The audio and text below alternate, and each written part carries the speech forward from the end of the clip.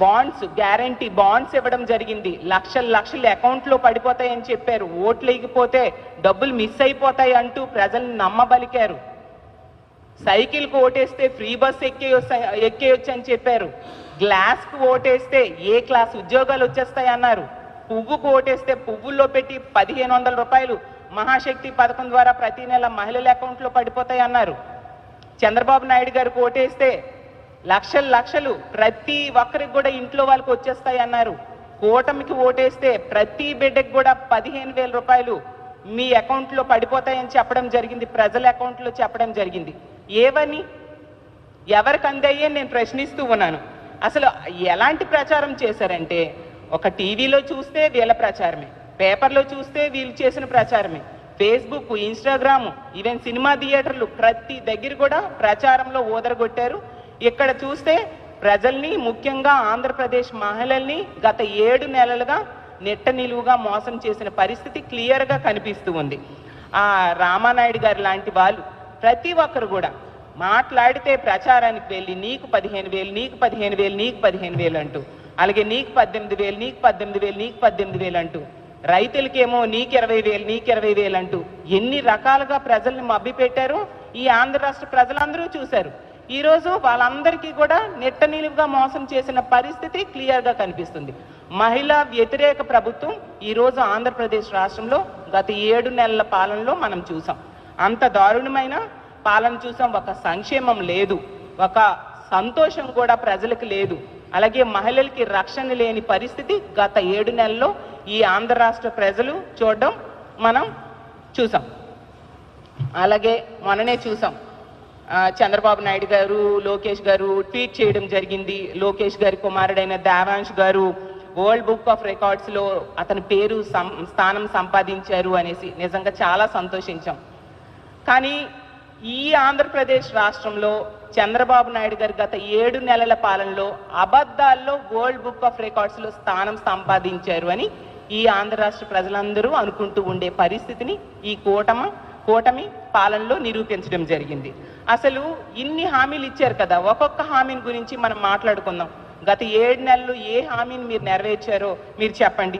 ఏంటి free bus అయితే ఎన్నికల టైంలో ఫ్రీ బస్ కోసం ఓదరగొట్టినంతగా ఏ పథకం కోసం కూడా ఓదరగొట్టలేదు. తీసుకుంటే తిరుపతి, కాణిపాకం, శ్రీకాళహస్తి, శ్రీశైలం, విజయవాడ, అన్నవరం, ఇలా ప్రతి దగ్గర కూడా సింహాచలం పుణ్యక్షేత్రాలన్నీ కూడా ఫ్రీగా తిప్పేస్తాము. జూన్ 4వ తేదీన రిజల్ట్ వచ్చిన దగ్గర నుంచి కూడా ఫ్రీ బస్ అమలైపోతుంది అని చెప్పారు. ఏది 7 నెలలు గడిచిపోయింది. ఫ్రీ బస్తో ఎక్కడ తిప్పారు మహిళలకి? మహిళలు అయితే ఆశపడ్డారు తమ మొక్కులన్నీ తీర్చేసుకోవచ్చు అని. ఆ చూస్తే అక్కడ వినాయక చవితి అయితే అయిపోయింది, దసరా అయిపోయింది, దీపావళి అయిపోయింది, కార్తీక పౌర్ణమి అయిపోయింది, క్రిస్మస్ అయిపోయింది, మన అందరి పెద్ద పండగ సంక్రాంతి కూడా వచ్చేస్తుంది. ఫ్రీ బస్ లేదు. వీళ్ళు ఎవరిని చూసి కాపీ కొట్టి ఫ్రీ బస్ పెట్టారో ఆ రాష్ట్రాలు, తెలంగాణ అయినా అలాగే కర్ణాటకలో అయినా, వాళ్ళు అధికారంలోకి వచ్చిన నెల రోజుల్లో ఫ్రీ బస్ని అమలు చేయడం జరిగింది. మరి ఎంత నెట్ట నిలువుగా మహిళల్ని మీరు మోసం చేశారా లేదా గత 7 నెలల్లో నేను అడుగుతూ ఉన్నాను. ఎప్పుడు ఇస్తారు? అలాగే ఇంకొక మంచి పథకం మహాశక్తి పథకం.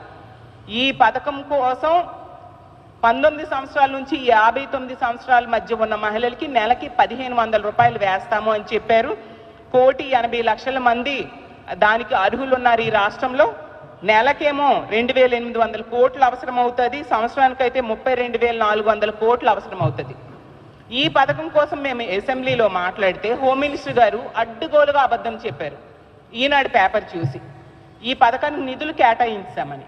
ఏదమ్మా హోమ్ మినిస్టర్ గారు, ఏదమ్మా ముఖ్యమంత్రి గారు చెప్పండి, ఎవరి అకౌంట్లో మహాశక్తి పథకం ద్వారా మీరు డబ్బులు వేశారు? ఒక్క మహిళకు చూపించండి మహాశక్తి పథకం ద్వారా మీరు డబ్బులు ఎవరికి వేశారు. సో ఈ పథకం కూడా ప్రజలకి మోసం చేయడానికి, మహిళలు మభ్యపెట్టడానికి ఆ రోజు తీసుకొచ్చి ఈ రోజు కూడా ఆ పథకం గురించి ఆలోచించనే పరిస్థితి మనం చూసాం. ఇంకో ముఖ్యమైన పథకం తల్లికి వందనం. ఆ రోజు జగనన్న అమ్మఒడి పథకాన్ని, స్కూల్లో డ్రాప్ అవుట్స్ని తగ్గించడానికి అమ్మఒడి పథకాన్ని ప్రవేశపెట్టి ప్రతి తల్లికి 15,000 రూపాయలు ఇచ్చేవారు. దాన్ని చూసి కాపీ కొట్టి ఈ తల్లికి వందనం పథకం ప్రవేశపెట్టారు. స్కూల్స్ జూన్లో ప్రారంభం అవుతాయి. ఇప్పుడు డిసెంబర్ కూడా అయిపోయింది, జనవరిలోకి మనం ఎంటర్ అయిపోయాము. మరి ఎప్పుడు ఇస్తారు ఈ పథకం ద్వారా? ఆ రోజు జగన్మోహన్ రెడ్డి గారు 44 లక్షల మంది తల్లుల అకౌంట్లో 5 సంవత్సరాలు 25,000 కోట్ల రూపాయలు డిపాజిట్ చేయడం జరిగింది. తల్లికి చదువుకునే పిల్లల్ని స్కూల్కి పంపితే తల్లికి ఆసరాగా ఉంటుంది ఈ డబ్బులు అని చెప్పి ఆ రోజు జగన్మోహన్ రెడ్డి గారు ఇస్తే, ఎన్నికల టైంలో ఏం చెప్పారు? పుట్టిన ప్రతి బిడ్డకు కూడా ఇచ్చేస్తాం 15,000 రూపాయలు అని చెప్పి ప్రజలను మభ్యపెట్టారు. 80 లక్షల మంది స్టూడెంట్స్ ఉన్నారు.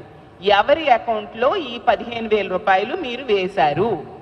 ఏ విధంగా మీ సూపర్ 6 హామీలు అమలైపోయాయని, సూపర్ సక్సెస్ అని మీరు చెప్తున్నారు అని నేను అడుగుతూ ఉన్నాను. ఇప్పుడు చూస్తే ఈ పథకం గురించి ఉలుకు లేదు, పలుకు లేదు. మళ్ళీ అడ్డంగా మేము అమలు చేసేసామని వాదిస్తూ ఉన్న పరిస్థితి. మీ మంత్రులు, మీ ఎమ్మెల్యేలు, మీరు బహిరంగ సభల్లో వీళ్ళింటింటికి వెళ్ళి ఈ తల్లికి వందనం పథకం గురించి ఓదరగొట్టేశారు. నీకు 15,000, నీకు 15,000, నీకు 15,000 కనిపించడం భయం చిన్నపిల్లలు. ఇంత ఘోరంగా ప్రజల్ని, చదువుకునే పిల్లల్ని మోసం చేశారు. అలాగే నిరుద్యోగులకి 20 లక్షలు ఉద్యోగాలు ఇస్తాం, లేకపోతే నిరుద్యోగులకి 3,000 రూపాయలు నిరుద్యోగ భృతి ఇస్తామన్నారు. ఎన్ని ఉద్యోగాలు ఇచ్చారు? ఎంతమందికి